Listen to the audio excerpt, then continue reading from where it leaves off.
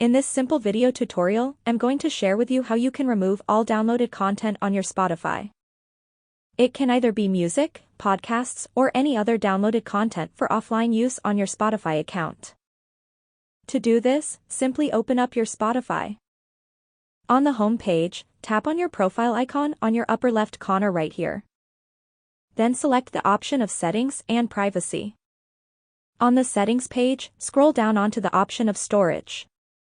You will have to tap right here on Remove All Downloads.